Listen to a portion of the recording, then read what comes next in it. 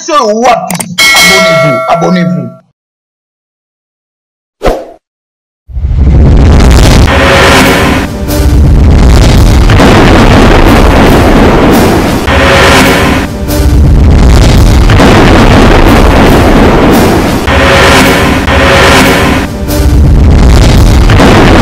Mesdames et messieurs, bonjour. Ça dépend de l'heure à laquelle vous nous suivez de partout dans le monde.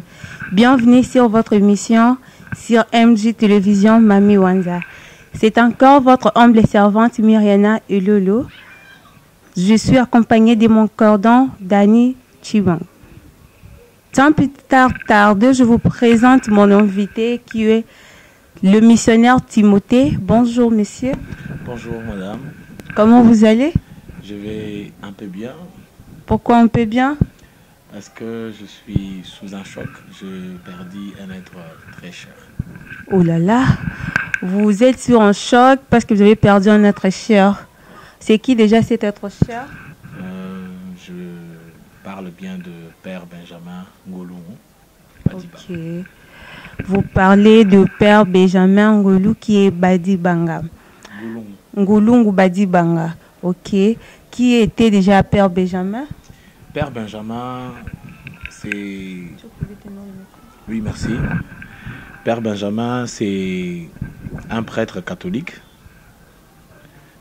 Dans sa congrégation, il était dans la congrégation des Cœurs Immaculés de Marie. Et il a joué son rôle en tant que père, communément appelé Sango, dans plusieurs paroisses. Il était missionnaire en Belgique et en RDC.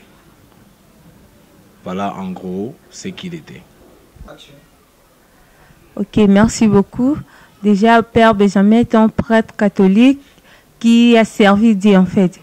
Maintenant, nous voulons un peu avoir plus de précisions. Comment il est parvenu à nous quitter? Voilà, Père Benjamin est parti à un moment où on ne s'attendait pas. Et il est parti à un moment où tout le monde n'était pas prêt. On n'était pas prêt de lui perdre. Bon, on n'est jamais prêt de perdre quelqu'un. Exactement, on n'est jamais prêt. Et il est parti le 9 juillet 2024. L'heure n'est pas précisée parce qu'on l'a retrouvé le matin mort dans sa chambre. Et pour ce qu'on nous a dit, on l'a retrouvé mort. Et sa porte était ouverte. Et ce qui est bizarre, c'est qu'il avait déjà connu l'AVC avant. Et il a réchité pour la deuxième fois. Il a connu l'AVC 2 fois. Et selon la conclusion que ses confrères nous ont transmise, c'est que il est mort par rapport peut-être à une troisième réchite par rapport à l'AVC. Donc c'est ça, c'est qu'on a comme information jusque-là. Voilà. Ok, c'est ce que vous avez comme information jusque-là. Ma question est de savoir, vous n'avez pas pu faire l'autopsie pour savoir réellement de quoi il est décédé? Voilà, pour commencer, pour bien expliquer, c'est que Père Benjamin était dans une famille catholique. Et lorsque on est consacré Père dans cette grande communauté, dans l'église catholique, c'est que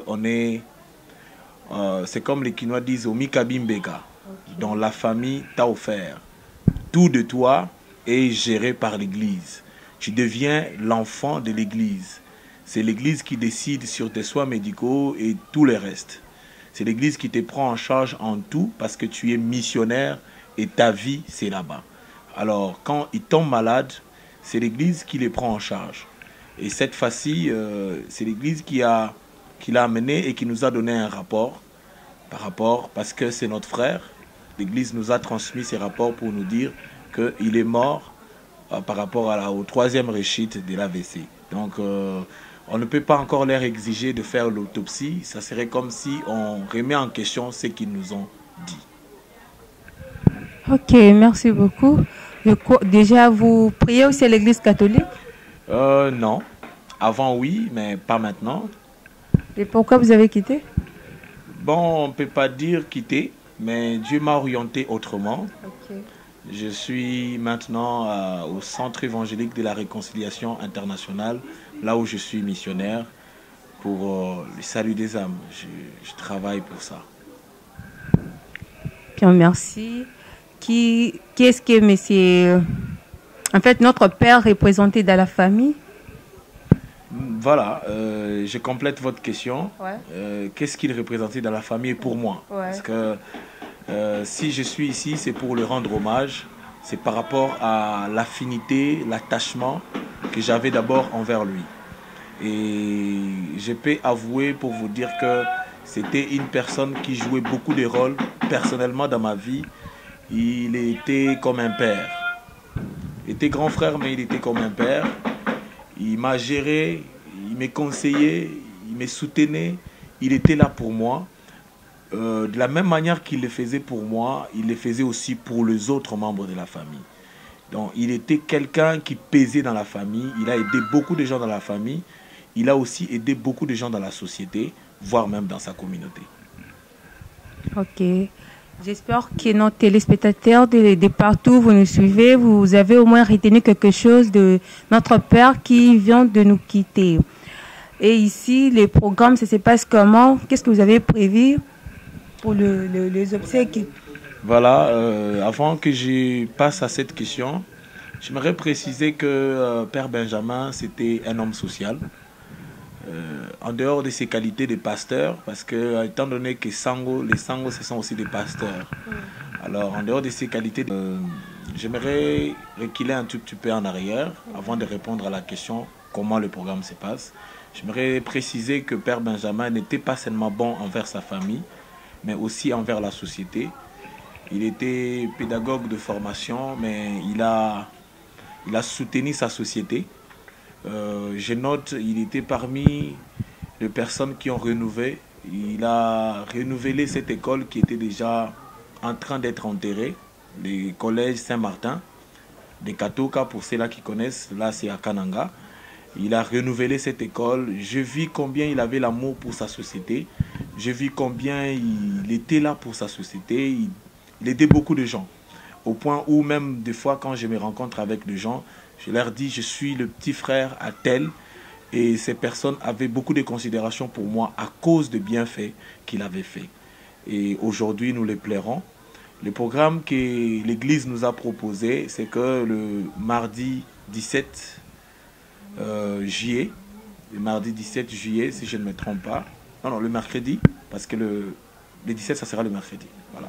Le mercredi 17 juillet, ça sera l'enterrement. Le mardi 16 juillet, ça sera la veillée mortière.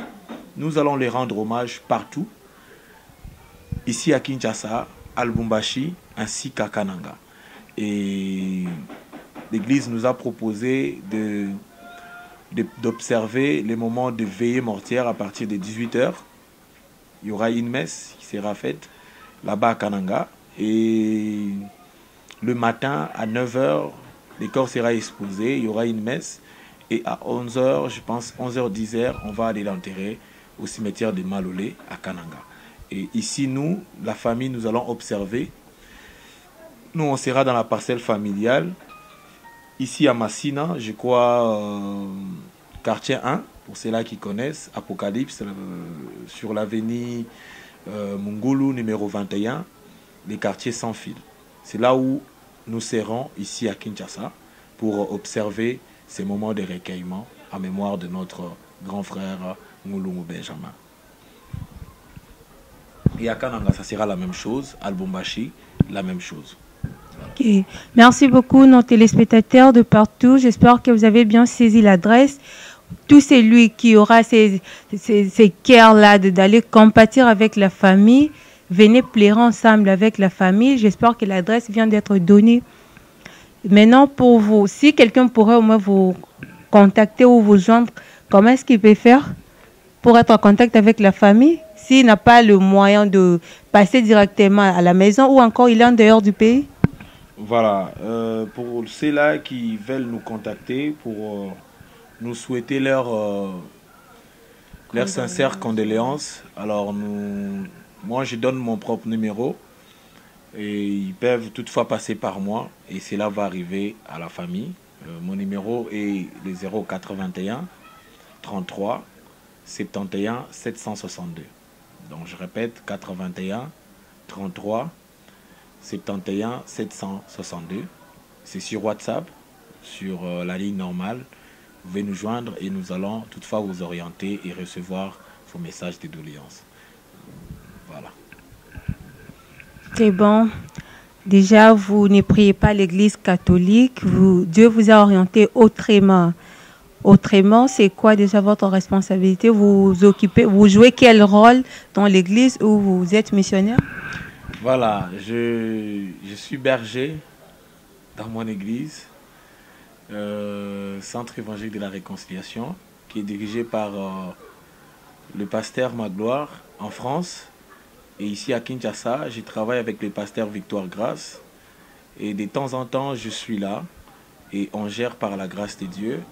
Nous encadrons les âmes, nous les enseignons la sainte doctrine et nous insistons à ce qu'il n'y ait pas de faux ou de faux enseignements, il faut qu'on respecte ce que Christ nous a laissé comme testament, qui est la parole de Dieu. Et nous veillons à ce que le membre de l'Église ou le membre du corps du Christ marche selon ce que la parole de Dieu demande de nous ou attend de nous. Voilà. Merci beaucoup. Nous sommes presque à la fin de cette émission. Si vous pouvez présenter vos condoléances à la famille, aux connaissances et tout. Voilà, si vous me permettez, je peux quand même donner l'adresse de l'église. Ça ne dérange pas. Voilà, avant que je dise mon dernier mot. L'église se trouve justement sur l'avenue Bobozo, à Biza-Pigeon plutôt, dans la commune d'Engaliema, au numéro 3. Nous sommes juste en face de la Régie des eaux. Pour la grande référence, c'est l'université IPEN, l'avenue de l'EDAP. Donc, pour ceux-là qui veulent venir prier avec nous, nous prions chaque dimanche de 9h à 12h. Chaque mardi, nous avons un culte d'enseignement de 17h à 19h. Et chaque jeudi, nous avons notre culte de combat et de délivrance de 17h à 19h. Nous invitons tous ceux-là qui veulent bien prier avec nous, qui veulent bien suivre le chemin de Christ, qui veulent bien connaître la sainte doctrine et de marcher à nouveauté de vie, de croire au Seigneur Jésus-Christ comme étant Seigneur et Sauveur personnel de leur vie. Nous les invitons de venir prier avec nous et chercher le Seigneur en vérité et en esprit. Voilà, je vais lancer quand même mon message de doléances, d'abord à ma famille, à ma mère, Marie-Claudine Ngalula Ngulungu, et je lance aussi mon message de doléances à mon oncle Benjamin Ngulungu, qui est l'homo de celui qui est mort. Je présente ces regrets à mon grand frère Hakim Kande Ngulungu. Je présente aussi à mon grand frère Charles et mon grand frère Philippe Ngulungu, Philippe Moulenga plutôt. Je présente cela aussi à Feli Ngoyi, Patrick Ngoyi. Je vais citer quand même. Ouais. Sentez-vous à l'aise. Voilà. Mes grands frères qui comptent beaucoup pour moi. Je cite Jacques Bidoya, je cite Marie-Thérèse, je cite Martine Ngoyi, Esther Ngoyi, je cite Nicodème Ngoyi, je cite Philippe Moulenga, j'avais déjà cité. Je cite Théo Badibanga, Godefra Badibanga, je cite Betty Badibanga, Jackie Badibanga, tous mes grands frères, mes nièces Noëlla, je cite mes neveux. En général, la famille est tellement large. Je nous présente mes sincères condoléances et je souhaite à ce que le Seigneur nous donne la force. Je demande à ce que la mort de notre grand frère soit comme étant un réveil ou un temps de réflexion pour la famille. Ecclésiaste 7, 14 nous dit, au jour du bonheur, réjouis-toi, au jour du malheur, réfléchis. Alors je demande à ma famille de réfléchir. Merci beaucoup. Notre berger, nous voulons un peu savoir c'est quoi le rôle que notre père jouait dans la famille, comment il vivait avec vous, c'était comment, vous ressentez comment à son absence maintenant, comment est-ce que les choses évoluent ou encore ça va dérouler comment juste après les obsèques? Merci pour cette question. Ouais. J'avoue que Père Benjamin était un homme social, un homme de cœur, prêt à aider les autres. Et il était toujours disponible pour les autres. Vous savez, tout le monde a ses erreurs, mais en tout cas, lui, il m'a marqué. Parce que à chaque fois qu'on avait besoin de lui, il était là. Malgré ses responsabilités, ses tâches à l'église, c'est quelqu'un qui était prêt à prendre l'avion lorsqu'il y a mort, lorsqu'il y a un problème, pour venir plairer avec vous. Il compatissait avec les autres, un homme très compatissant, prêt à aider. Il a aidé beaucoup dans la famille, même en dehors. Il répondait aux besoins et par rapport à moi-même, il m'a conseillé. Il était avec moi presque à tout moment. J'ai passé la grande partie de mon enfance avec lui. Il m'a conseillé. Je lui posais toutes sortes de questions et il était prêt à me répondre. Avec lui, il n'y avait pas de tabou. Avec lui, il n'y avait pas de limites. Il me montrait, il me répondait. Et c'était quelqu'un qui était un homme de caractère. Il m'inspirait aussi les caractères. Il me disait certaines vérités que beaucoup ne m'ont pas dit. Il me les disait. Et je pense que il a joué un rôle dans ma vie. Cet homme a joué un rôle dans ma vie. Aujourd'hui, je lui rends hommage. Je rends hommage au père Benjamin Goulungu, que son âme repose en paix. C'est quelqu'un qui a aidé beaucoup. Je ne peux pas commencer à citer, mais il a joué un rôle très important dans la famille. Il était là pour les autres et il était là pour nous. Voilà, alors qu'il est parti, j'ai une douleur, mais je sais que pour nous les chrétiens, la mort, c'est pas la mort.